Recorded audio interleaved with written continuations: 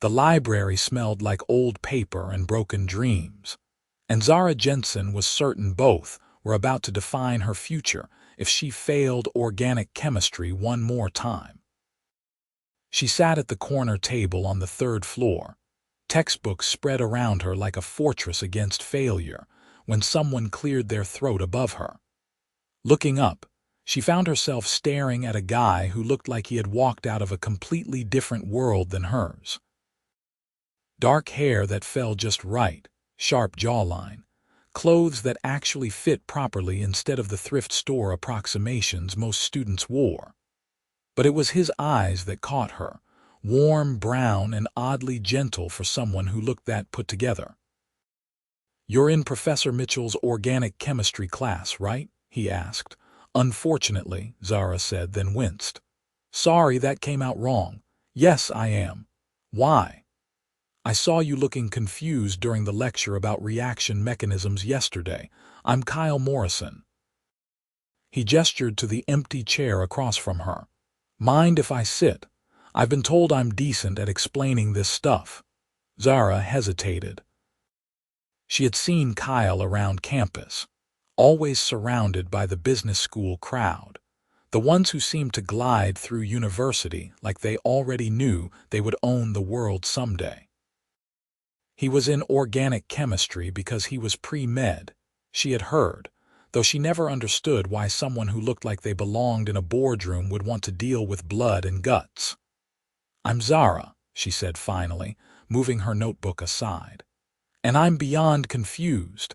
I'm in full crisis mode." Kyle sat down, pulling the textbook toward him.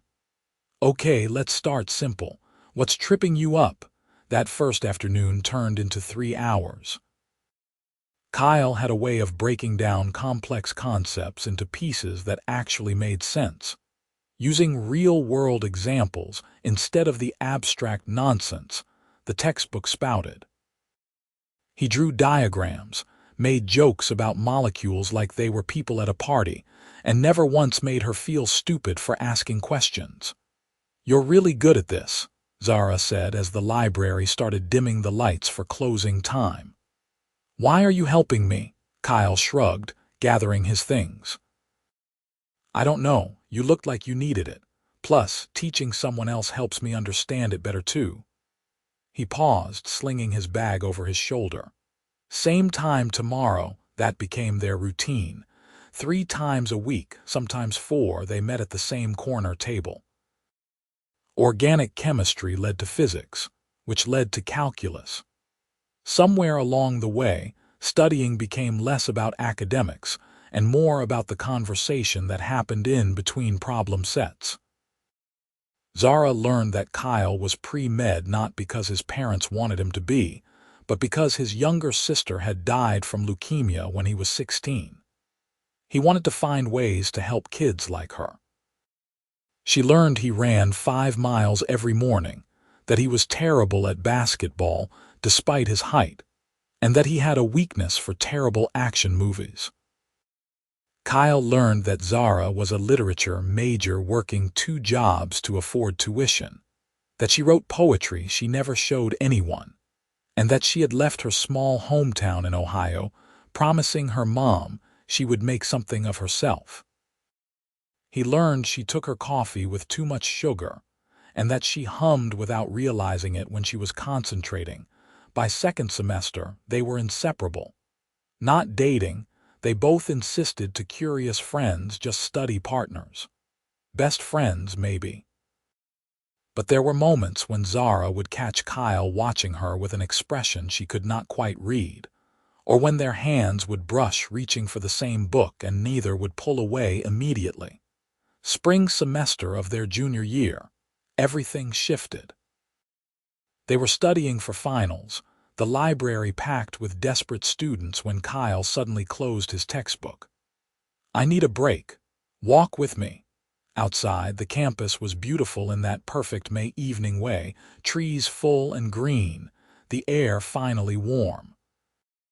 They walked without direction, ending up at the small pond near the science building. "I need to tell you something," Kyle said, stopping by the water's edge. Zara's heart started pounding. This felt significant, weighted. Okay. I'm transferring, Kyle said, to Johns Hopkins. They have the medical program I want, the research opportunities. It's everything I need to do what I want to do with my life. The world tilted. When? This summer. I'll finish my degree there. Kyle turned to face her fully. Zara, I need to tell you something else. I should have said it months ago, but I was a coward. Kyle, I'm in love with you, he said, the words tumbling out. I have been since probably that first day in the library. Every time we study, every coffee we grab, every stupid joke we share, I fall more in love with you. And I know the timing is terrible. I know I'm leaving, but I could not go without telling you. Zara felt tears prick her eyes. Why didn't you say anything before? Because you have another year here, because you are working so hard to finish your degree, because I did not want to mess up what we have. He stepped closer. But I also could not leave without you knowing, without asking if maybe, possibly, you feel the same way. She did. God, she did. It had been building for months, this aching awareness of him, this feeling that the best part of her day was always the hours they spent together. But loving him and being together were different things. I do, she whispered. Feel the same way, but Kyle, long distance. With you in medical school and me here finishing my degree. I know it's not ideal. He reached for her hand. But I think you are worth it, worth trying for. They tried. For 6 months they tried so hard. Video calls late at night, texts throughout the day, weekend visits when they could afford them. Kyle sent her care packages during exam weeks. Zara mailed him terrible drawings to hang in his dorm room. They talked about the future, about what came next, about the life they might build together. But medical school was consuming Kyle in ways neither of them had anticipated. The hours were brutal, the workload crushing. Visits became less frequent. Calls got shorter. The space between texts grew longer. The breaking point came over winter break of their senior year. Kyle came home for 2 weeks, and they spent 3 days together before the cracks became too obvious to ignore. You are exhausted, Zara said, watching him try to stay awake through a movie. I'm fine, Kyle insisted, then immediately yawned. You are not fine. You are running yourself into the ground. She paused the movie. And I feel like I'm adding to your stress instead of helping it. Kyle sat up straighter. That's not true. Kyle, you fell asleep during our phone call last week, twice. And I'm not angry about it, I'm worried about you. Zara took a shaky breath. I think we need to be realistic about this. Don't, Kyle said, and there was an edge of panic in his voice. Don't say what I think you are going to say. We're drowning, Zara said softly. Both of us. You need to focus on school, on becoming the doctor you want to be. And I need to finish my degree, figure out what comes next for me. This distance, this constant missing each other, it is not fair to either of us. I love you, Kyle said, and he looked shattered. That has not changed. I love you too. That's why I think we need to let each other go. Tears were streaming down her face now. Maybe someday, when our lives are more settled, when we're not both just trying to survive, maybe then we can try again. But right now, we are just hurting each other. Kyle pulled her into his arms, and they held each other as they both cried. It felt like being ripped in half, this ending. But it also felt necessary, inevitable. They barely spoke after that. It hurt too much. Kyle went back to Johns Hopkins, and Zara threw herself into finishing her degree.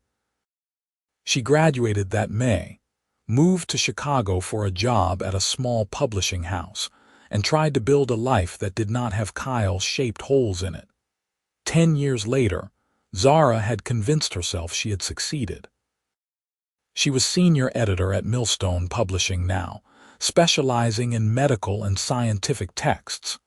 It was not the creative writing career she had once dreamed of, but it was stable, it paid well, and she was good at it. She had a nice apartment in Lincoln Park, good friends, a life that looked complete from the outside. She did not think about Kyle anymore. Or at least, she told herself she did not. The fact that she had never seriously dated anyone since him was just coincidence. The fact that she still had a photo of them from college in a drawer she pretended she never opened was just sentimentality. The morning everything changed started ordinarily enough. Zara was in her office reviewing manuscript submissions when her boss, Richard, knocked on her door frame. "Got a big one for you," he said, looking pleased with himself. "We just landed a deal with Morrison Medical Technologies. They are publishing a series of books on innovative cancer treatments. Huge contract, huge opportunity for the company." Zara's pen slipped from her fingers. "Morrison." "Yeah, Kyle Morrison. He's the CEO, used to be a practicing oncologist but switched to developing medical technology about 5 years ago. Apparently his company has made breakthrough after breakthrough. He specifically asked for you as the editor." The room felt too small. "He asked for me." "Said you came highly recommended." Richard raised an eyebrow. "You okay? You look pale." "I'm fine," Zara lied. "When's the first meeting?" "Tomorrow, 2 o'clock downtown at their office." Richard handed her a folder. "This is everything we have so far." "Honestly, Zara, this could be career-making for you. Don't screw it up." After Richard left, Zara sat frozen at her desk. Kyle Morrison, CEO of a medical technology company. She pulled up her computer and searched for him, something she had forbidden herself from doing for years. The images that came up took her breath away. Kyle had always been handsome, but age had refined him into something almost devastating. Sharper features, the confidence that came with success evident in how he held himself. Article after article detailed his company's innovations, his work in pediatric cancer treatment, his reputation as a brilliant but demanding leader. And tomorrow she would see him again. After 10 years of silence. After convincing herself she was over him, she barely slept that night. The Morrison Medical Technologies building was sleek glass and steel in the heart of downtown Chicago. Zara stood outside for 5 full minutes, gathering courage, before finally walking through the revolving doors. The receptionist directed her to the 14th floor. The elevator ride felt both too fast and too slow. When the doors opened, she stepped into a modern office space that screamed success. A woman who introduced herself as Kyle's assistant, Margaret, led her to a conference room.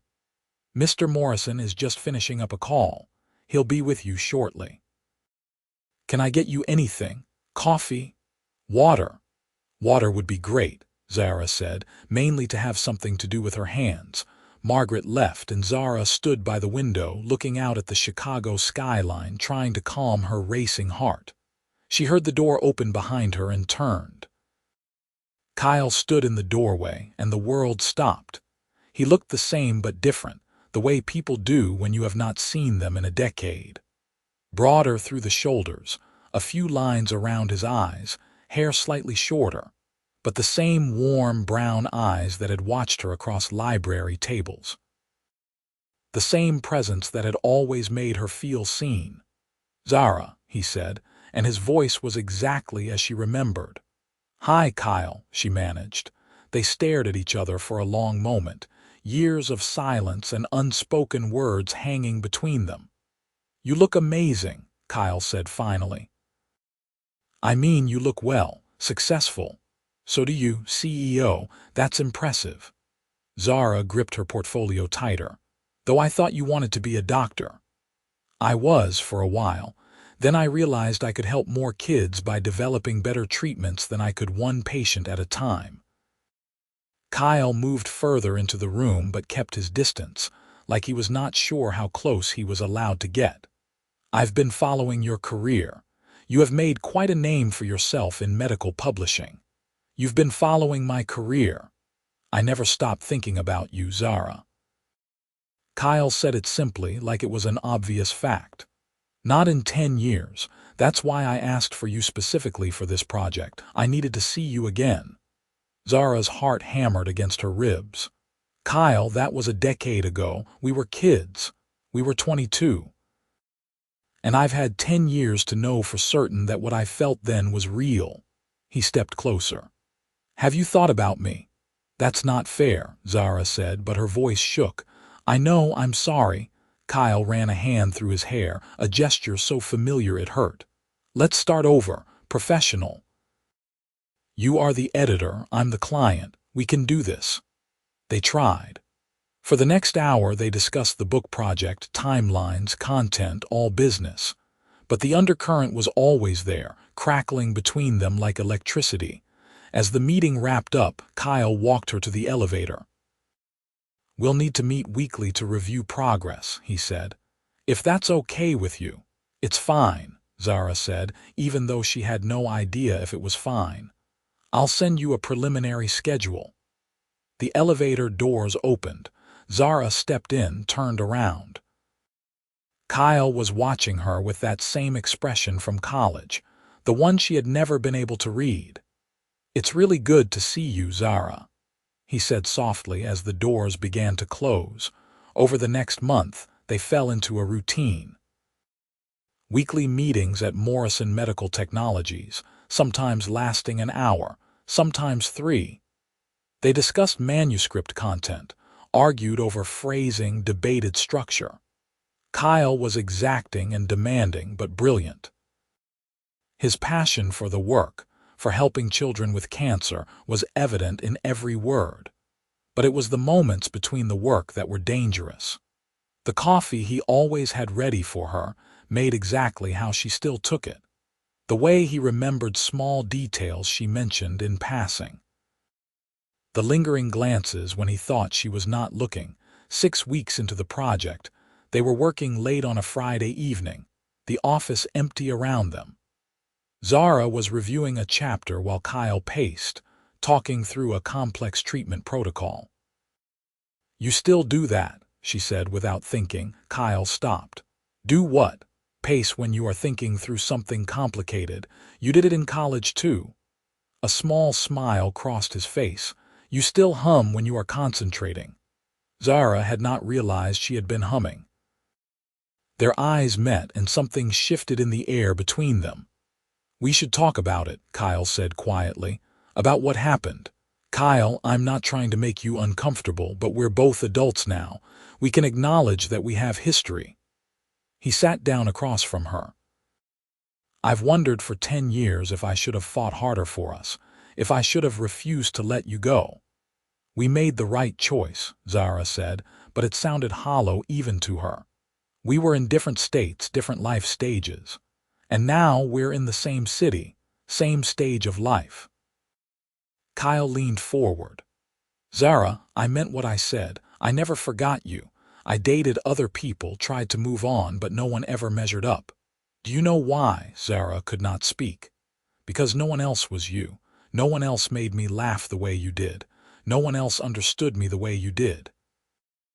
No one else felt like home. His voice was raw with emotion. Tell me you have not felt it too. This past month and a half working together, tell me it's just me. I can't tell you that, Zara whispered, because it would be a lie. Kyle stood, moved around the table until he was standing in front of her. Then what are we doing? Why are we pretending this is just professional? Because I'm scared, Zara admitted. We broke each other's hearts once. What if we do it again? Or what if we get it right this time? Kyle reached out, gently taking her hand. We're not kids anymore, Zara. We're not struggling students trying to survive. We know who we are, what we want, and I want you. I've wanted you for 10 years. Zara stood, and they were inches apart. She could see the pulse beating in his throat, could feel the warmth radiating from him. Kyle, if we do this, if we try again and it falls apart, it won't, he said with absolute certainty. I won't let it, not this time.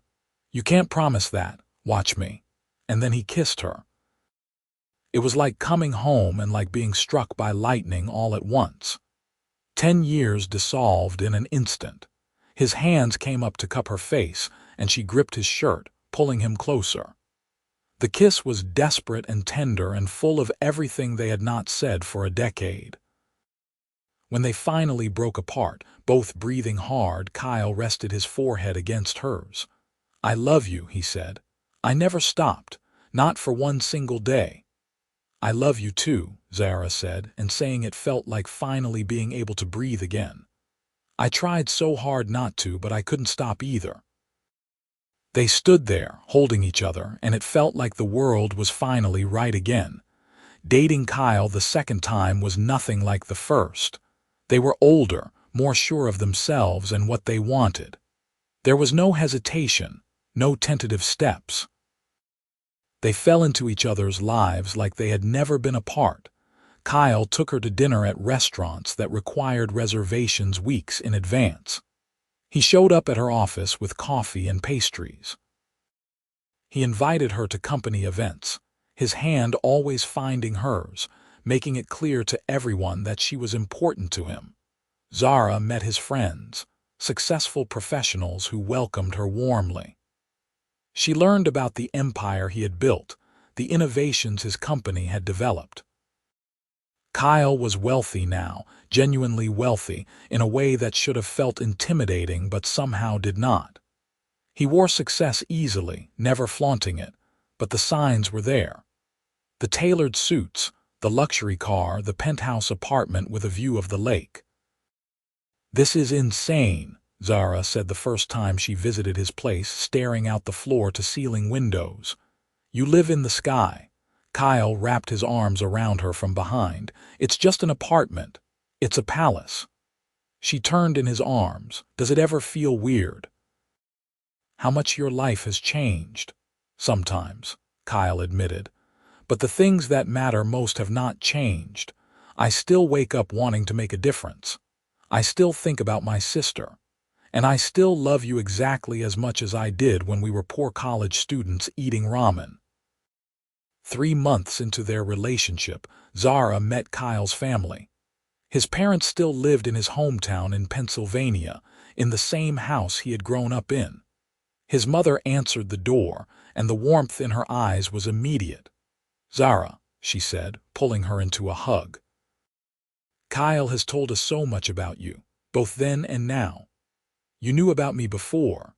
Zara asked, surprised. Kyle's father, tall and quiet like his son, smiled. "He talked about you constantly during college. We were heartbroken when you two split up." Over dinner, Zara learned more about Kyle's family, about his sister Emma, who had died at 13. They showed her photos, told stories that made her laugh and cry. She saw where Kyle had come from, understood even more deeply why he did what he did. Later, sitting on the back porch under the stars, Kyle's mother joined her. "He's different with you," she said softly. "Lighter. Happier. We've worried about him, how hard he pushes himself. But since you came back into his life, he's more like the boy he was before we lost Emma." "I can't take credit for that," Zara said. "You can and should." Kyle's mother patted her hand. "You are good for him, dear. You always were." Kyle introduced Zara to his work too. He brought her to the research facility, showed her the technology they were developing. She met the scientists and doctors, saw the passion that drove everyone there. It was impressive and humbling. One afternoon, Kyle took her to the pediatric oncology ward at Northwestern Memorial Hospital, where Morrison Medical Technologies was running clinical trials. "I come here once a week," he explained as they walked through the corridors, "to remember why we do what we do." They visited with children who were so brave it broke Zara's heart. Kids who smiled despite everything, who asked Kyle questions about science and sports and video games. He knew all their names, remembered details about their lives, made them feel seen. Watching him with those children, Zara fell even more in love with him. This was who Kyle truly was, beneath the CEO title and the success. Someone who cared deeply, who used everything he had to try to make the world better. As they left the hospital, Zara took his hand. "That was incredible. You are incredible." They're the incredible ones, Kyle said. I just try to give them better odds. 6 months into their relationship, they took a weekend trip to Wisconsin, renting a cabin by a lake. It was early fall, the leaves just starting to change, the air crisp and clean. They spent the days hiking, cooking meals together, sitting on the dock watching the sunset. It was simple and perfect and exactly what they both needed. On their last night, sitting by the fire pit outside the cabin, wrapped in blankets, Kyle pulled Zara closer. "I want to tell you something," he said, "about when we broke up." Zara tensed slightly. They had not talked much about those years apart, skirting around the pain of it. "I almost quit medical school," Kyle continued. "About 6 months after we ended things. I was miserable, exhausted, and I kept thinking that I had made the wrong choice. That I should have found a way to make it work with you, even if it meant giving up my dreams. Kyle, I never wanted you to give up your dreams. I know, that's why I did not, but it was close." He turned to face her, the firelight dancing across his features. "I threw myself into work instead. Every time I missed you, I studied harder. Every time I wanted to call you, I did extra hours in the lab. I built my entire career on missing you." Zara felt tears prick her eyes. "I did the same thing. Every promotion, every success, it was all me trying to prove that I had made the right choice. That letting you go had been worth it. Was it? I don't know," Zara said honestly. "I'm proud of what I've accomplished, but I also spent 10 years with a piece of myself missing. So was it worth it? Maybe we had to go through that to become the people we are now, the people who can actually make this work. But it doesn't mean it didn't hurt like hell." Kyle kissed her forehead. "I don't want to waste any more time.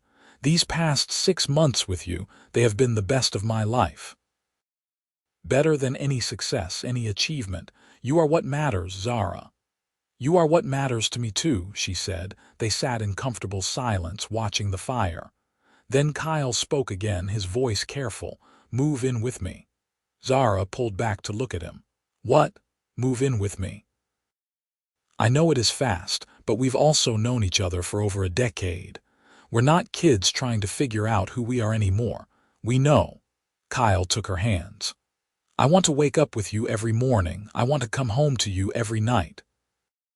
I want to build a life with you, a real life, not separate existences that we try to merge on weekends." Zara's heart raced. It was fast, but he was also right. They were not strangers. They were not even really starting over. They were continuing something that had started years ago. "Okay," she said. Kyle blinked. "Okay. Yes, let's do it. Let's move in together." Zara smiled, feeling a rush of certainty. "You are right. I don't want to waste any more time either."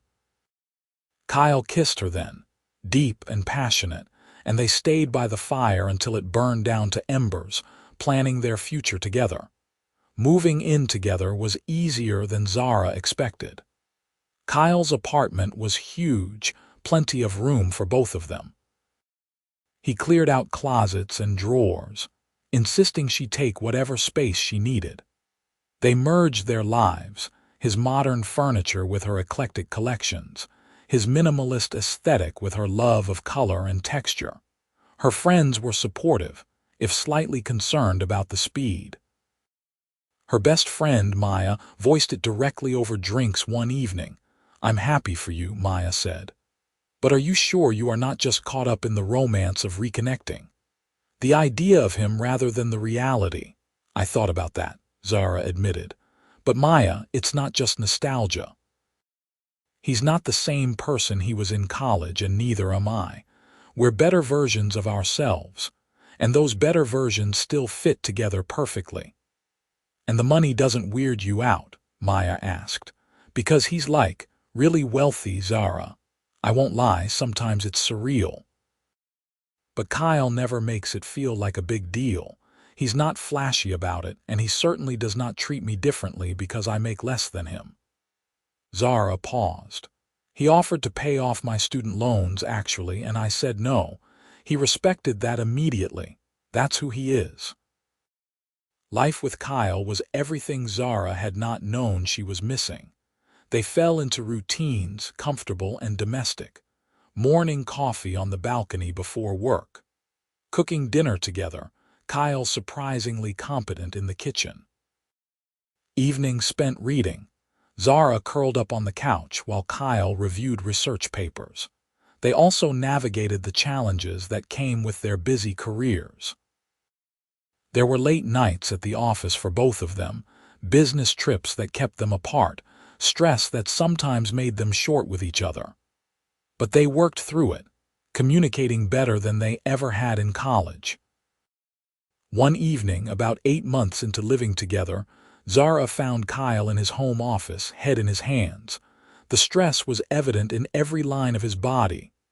"What's wrong?" she asked, coming to sit beside him. "We lost a patient in one of our trials," Kyle said, his voice rough. A 7-year-old girl. The treatment was supposed to help her, and instead... He couldn't finish. Zara wrapped her arms around him, holding him tight as his shoulders shook.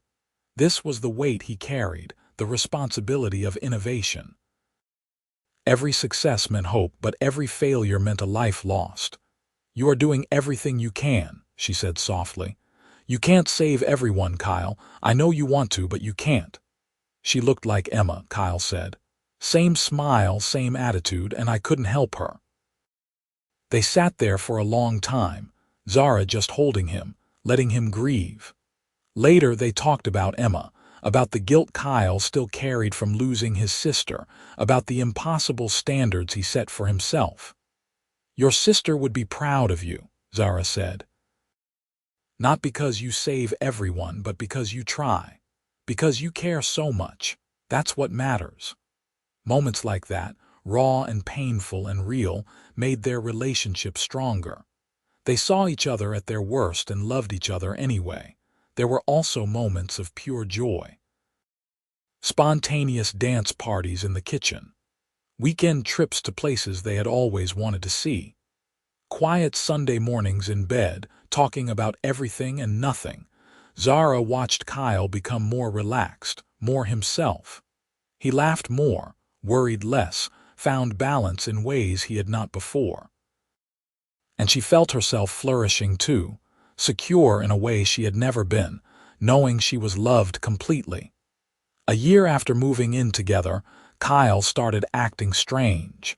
He was distracted, secretive in a way that was unusual for him. Zara tried not to jump to conclusions, but old insecurities crept in. Finally, she confronted him. "If something is wrong, I need you to tell me." Kyle looked startled. "Nothing's wrong. Why would you think that? You have been weird for weeks. Distant. If you are having second thoughts about us, I'd rather you just say it." Understanding dawned on his face. "Oh, Zara, no, that's not it at all. I'm sorry, I didn't mean to worry you." He took her hands. "I've been distracted because I'm planning something, and I wanted it to be perfect." "Planning what?" Kyle smiled. "You'll see this weekend. Pack a bag. We're taking a trip." That Saturday they drove out of the city. Zara had no idea where they were going until Kyle pulled up to a familiar campus. "Is this," she started. "Our university," Kyle confirmed. "I called in some favors." They walked through campus, everything familiar yet changed. New buildings had gone up, old ones had been renovated, but the bones of the place remained the same. Kyle led her to the library, and Zara's breath caught. They climbed to the 3rd floor, and there in the corner was their table. Someone had even put up a small reserved sign. "How did you manage this?" Zara asked. "I donated a significant amount to the library fund. They were happy to accommodate." Kyle pulled out a chair for her. "Sit with me." They sat at the table where it had all started, more than a decade ago. The same view out the window, the same quiet atmosphere, but they were completely different people now. "This is where I fell in love with you," Kyle said. "Right here, watching you concentrate on organic chemistry you hated, humming without realizing it, completely beautiful and brilliant and kind." He reached across the table to take her hand. "We were just study partners, just friends, and then you became everything to me." Zara felt tears building. "Kyle, let me finish." He stood, then moved around the table. And then, to Zara's shock, he knelt down beside her chair, pulling a small box from his pocket. "10 years ago, I lost you because I was not ready, because we were not ready. But I promised myself that if I ever got a second chance, I would not let you go again." Kyle opened the box, revealing a stunning ring. "Zara Jensen, you are my best friend, my partner, the love of my life. Will you marry me?" Zara was crying now, tears streaming down her face. "Yes," she managed. "Yes. Of course, yes." Kyle slid the ring onto her finger, then stood, pulling her up and into his arms. They kissed there in the library where it all began, and it felt like every piece of their story coming full circle. Around them, a few students who had been studying burst into applause. Apparently Kyle's library reservation had included an audience. Later, walking through campus hand in hand, Zara kept looking at the ring on her finger, unable to stop smiling. "When did you start planning this?" she asked. "About 2 months after we moved in together," Kyle admitted. "I knew then that I wanted to marry you. I just wanted to wait until it felt right, until we had really proven to ourselves that this was going to work." "And you think it's going to work?" Kyle stopped walking, turning to face her fully. "Zara, I have never been more certain of anything in my life. You are it for me. You always have been." They told their families that evening. Kyle's parents cried happy tears, saying they always knew the two of them would find their way back together. Zara's mother, whom she called immediately, screamed so loud Kyle could hear it through the phone. "My baby is getting married," her mother exclaimed. And to Kyle, "Oh honey, I'm so happy for you." Over the next few months they planned a wedding. Nothing too large, nothing too elaborate, just their closest friends and family. They decided on a ceremony in Kyle's hometown in his parents' backyard where he had grown up. The preparations were hectic but joyful. Zara found a dress she loved, simple and elegant. Kyle insisted on being involved in every decision, unusual for a groom but completely in character for him. "This is our wedding," he said when she teased him about caring which flowers they chose. "I want it to be perfect for both of us." 3 months before the wedding, Kyle came home with news. "Morrison Medical Technologies is expanding," he said. "We're opening a new research facility and I've been offered a position heading it up." "That's amazing," Zara said. "Where is the facility?" "That's the thing. I have options. We could do it here in Chicago or we could move.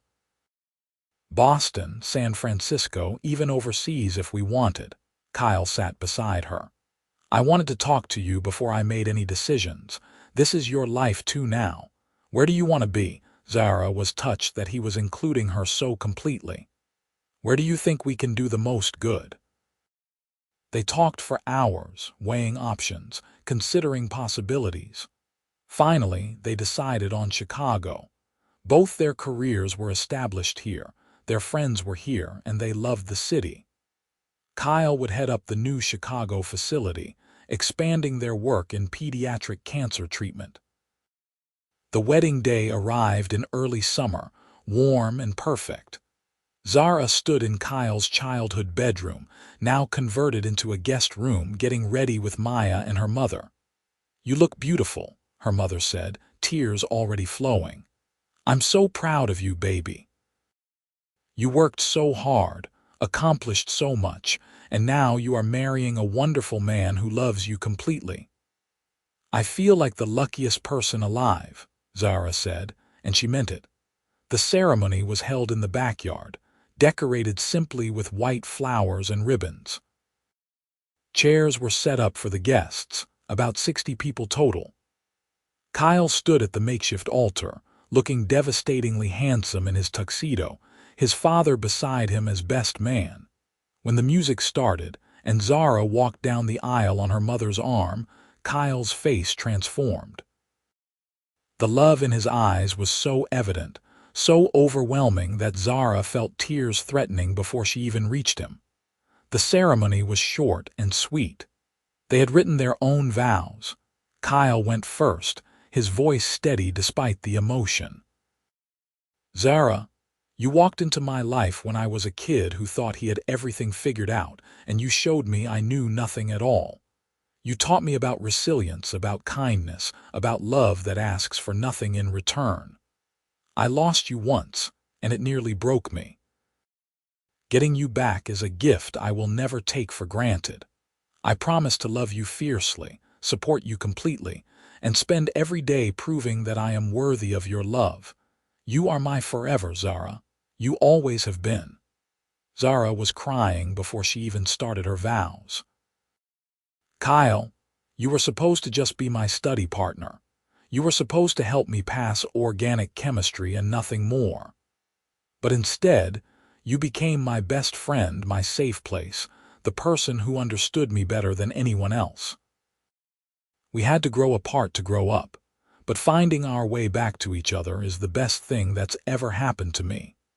I promise to love you through every challenge, celebrate every success, and remind you to take care of yourself when you get too lost in taking care of everyone else.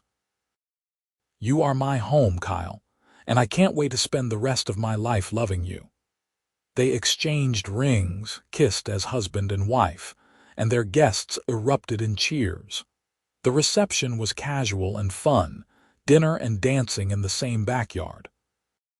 Kyle's father gave a touching toast about watching his son fall in love twice with the same woman, about second chances and perseverance. Maya gave a speech that made everyone laugh and cry about watching Zara pine for a boy she claimed she was over for 10 years. When it was time for their first dance, Kyle pulled Zara close. "How are you doing, Mrs. Morrison?" he murmured. "Mrs. Morrison," Zara repeated, testing the name. "I think I like that. I know I do." Kyle kissed her softly. "Thank you. For what?" "For giving me a second chance. For loving me, for being you." He spun her gently. "For everything." They danced surrounded by everyone they loved, and Zara felt happiness so complete it was almost overwhelming. This was what she had been missing for 10 years. Not just Kyle, but this feeling of rightness, of being exactly where she was supposed to be. Later, as they cut the cake, Kyle whispered to her, "I have one more surprise." "What now?" "You have already blown my mind about 6 times today." After the cake, Kyle tapped his glass, calling for attention. "Before Zara and I head out tonight, I wanted to make an announcement. In honor of my sister Emma and in celebration of this marriage, I'm establishing the Emma Morrison Foundation. It will provide funding for families dealing with pediatric cancer, helping with medical bills, living expenses, whatever they need." The guests applauded, but Kyle continued, "And the first major donation to the foundation is coming from Zara and me jointly. We are putting in $2 million to start." Zara stared at him. They had talked about charitable giving, but she had not known he was planning anything this substantial, or that he was including her name on it. Kyle turned to her. "You inspire me to be better, to do more. This is us together, making a difference, the way I always hoped we would." The rest of the evening was a blur of happiness. They left around midnight, heading to a hotel for the night before flying out to Greece in the morning for their honeymoon. In the hotel room, finally alone, Kyle pulled Zara close. "How does it feel to be married?" "Perfect," Zara said. "How does it feel to you?" "Like I've been waiting my whole life for this moment for you, and it was worth every second of the wait." He kissed her deeply. "I love you, Zara Morrison." "I love you too, Kyle Morrison." Their honeymoon in Greece was magical. 2 weeks of sunshine, ancient ruins, incredible food, and each other. They explored Athens, relaxed on islands, swam in impossibly blue water. It was exactly the break they both needed before returning to their busy lives. Back in Chicago, they settled into married life. It was similar to before, but somehow better, deeper. There was a security in being married, a permanence that felt solid and real. 6 months into marriage, they started talking about the future.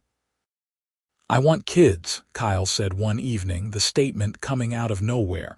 Zara looked up from her book. "Okay. Okay," Kyle seemed surprised by her easy agreement. "Did you think I would say no?" Zara moved closer to him on the couch. "I want kids too, I have for a while.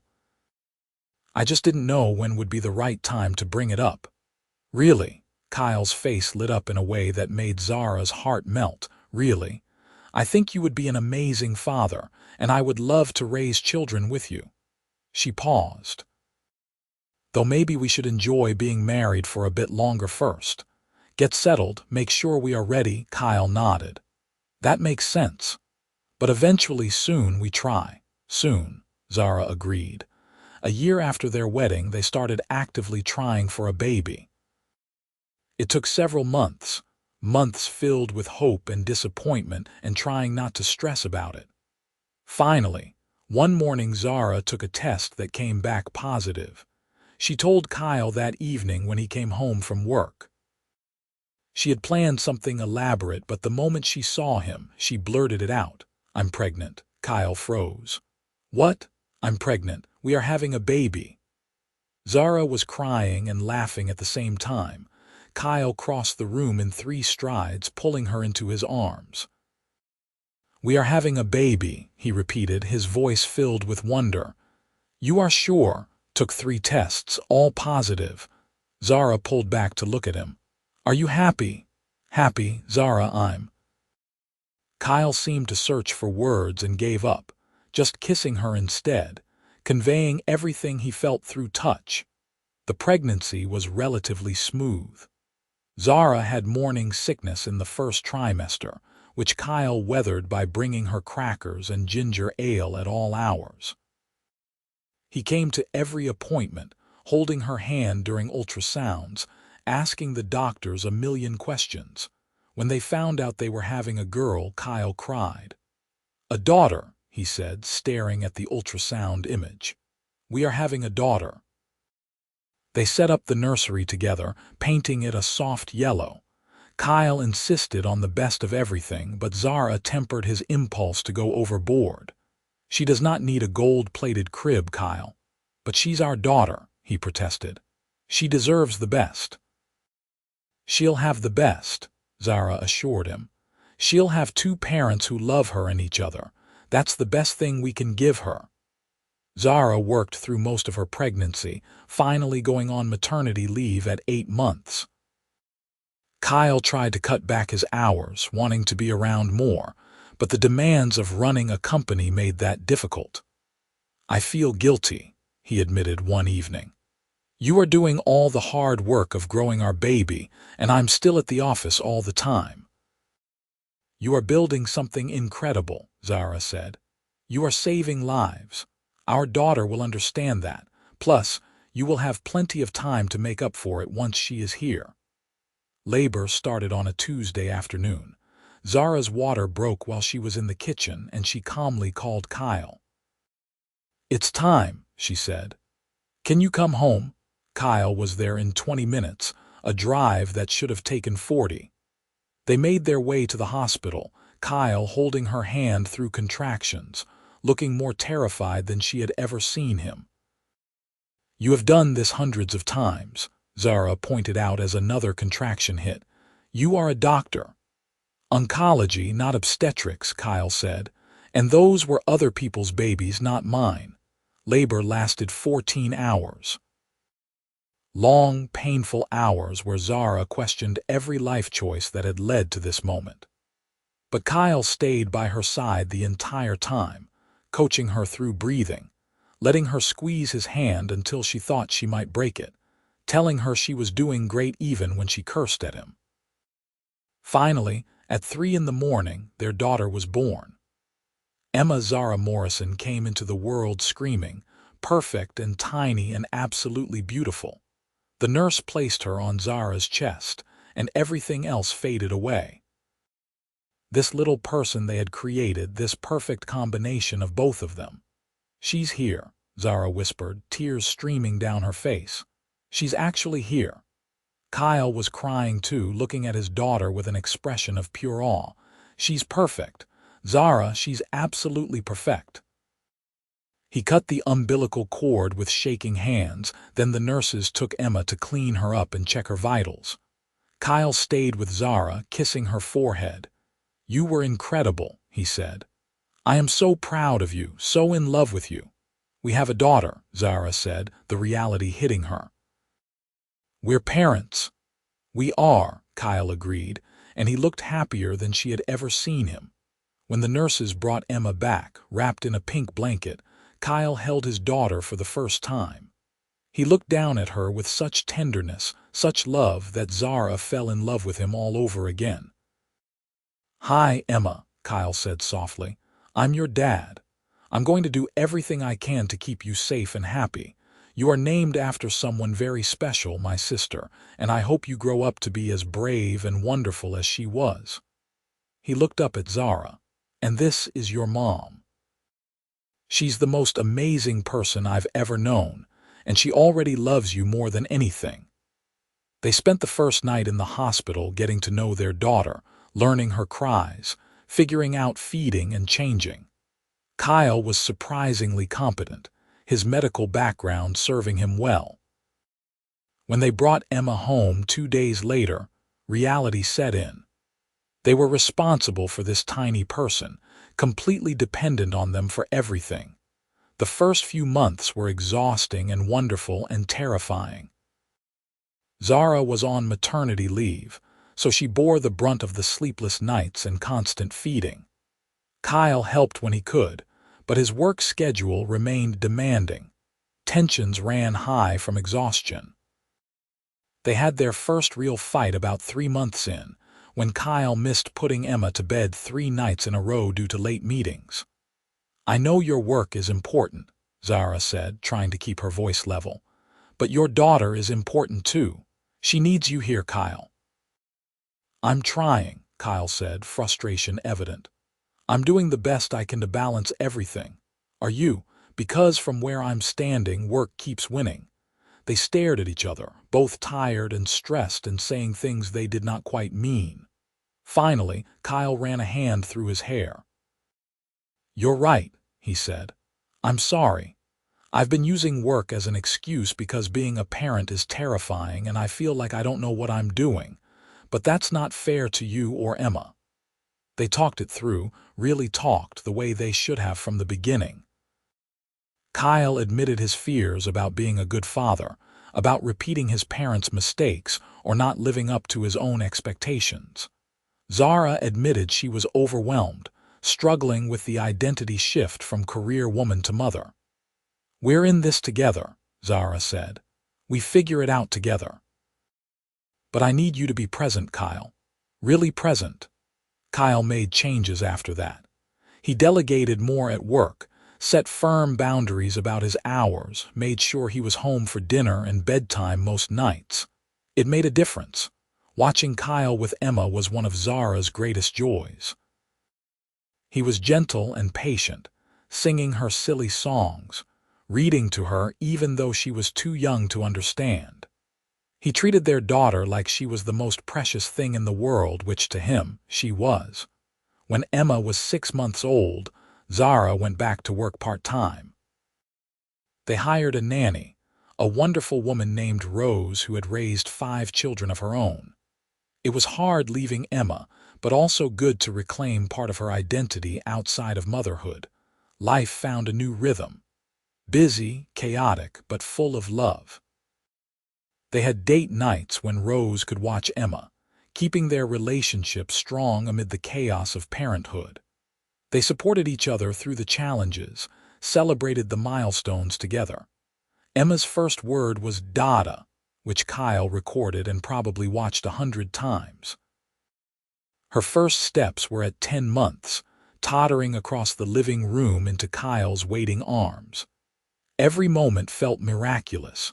2 years after Emma was born, they started talking about having another child. They both wanted Emma to have siblings, to have the big family neither of them had grown up with. Their son, James Alexander Morrison, was born when Emma was 3. The labor was faster this time, and Kyle was slightly less terrified. Emma met her baby brother with a combination of curiosity and jealousy that was completely normal for a toddler. Adjusting to 2 children was harder than one. The demands were exponential, the chaos constant. But it was also beautiful, watching their family grow, seeing Emma and James develop their own relationship. Kyle was more comfortable as a father the second time around, less afraid of doing something wrong. He juggled work and family with more grace, having learned his lessons the first time. On James' first birthday, the whole family gathered at Kyle and Zara's house. Kyle's parents, now retired and doting grandparents, Zara's mother who had moved to Chicago to be closer to them, friends and loved ones all celebrating together. Later, after everyone had left and the kids were asleep, Kyle and Zara sat on their balcony, exhausted but happy. "Can you believe this is our life?" Zara asked, leaning against Kyle's shoulder. "Sometimes I have to pinch myself," Kyle admitted. "When I think about where we started, 2 kids studying in a library, and where we are now, it feels impossible. But we did it. We built this together." Kyle kissed the top of her head. "Best decision I ever made was walking up to your table that day and offering to help you with chemistry. Best decision I ever made was saying yes." Zara turned to look at him. "I love you, Kyle Morrison. I love our life, our family, everything we've created." "I love you too, Zara, more than I ever thought possible." He pulled her closer. "Thank you for giving me a second chance. For believing in us even when it seemed impossible." "Always," Zara said. "It's always been you, Kyle. Even when we were apart, even when I tried to move on, it was always you." They sat in comfortable silence, watching the city lights, content in the knowledge that they had found their way home to each other.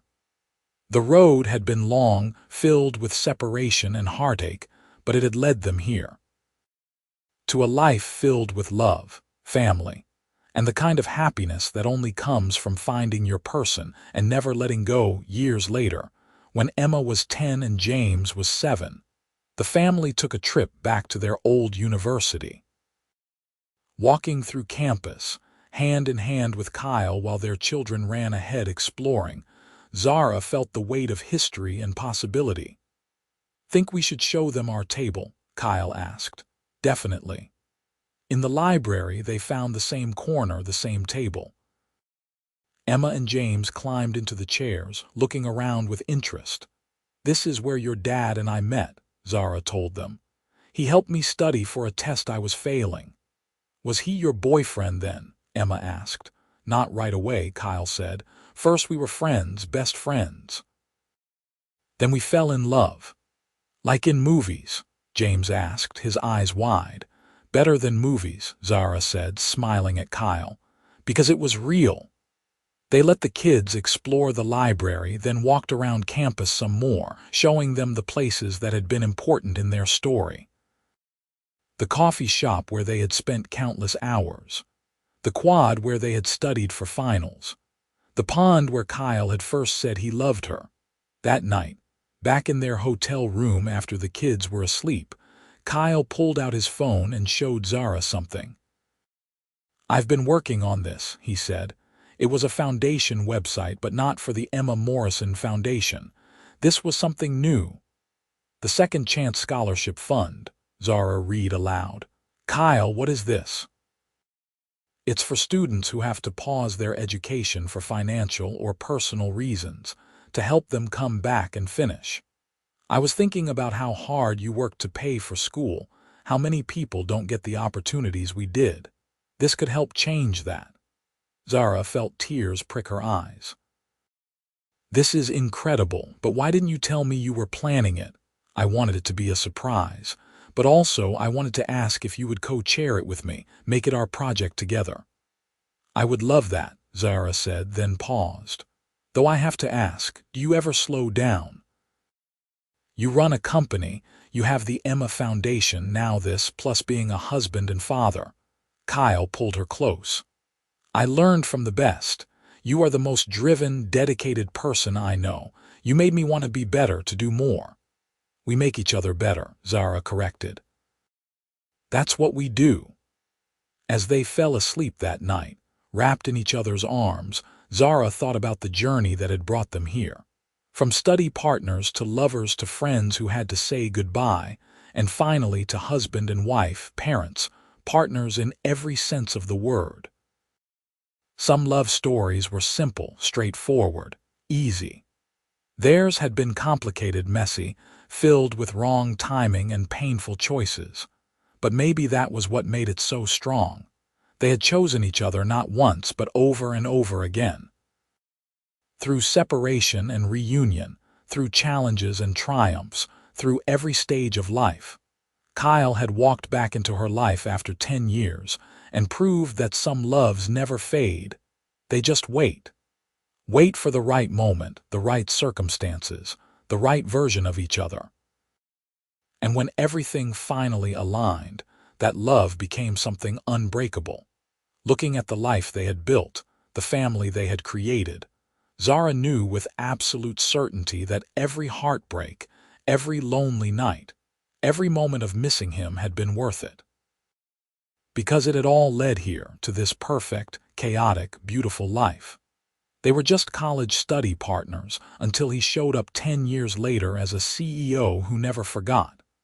But more than that, they were soulmates who found their way back to each other despite everything.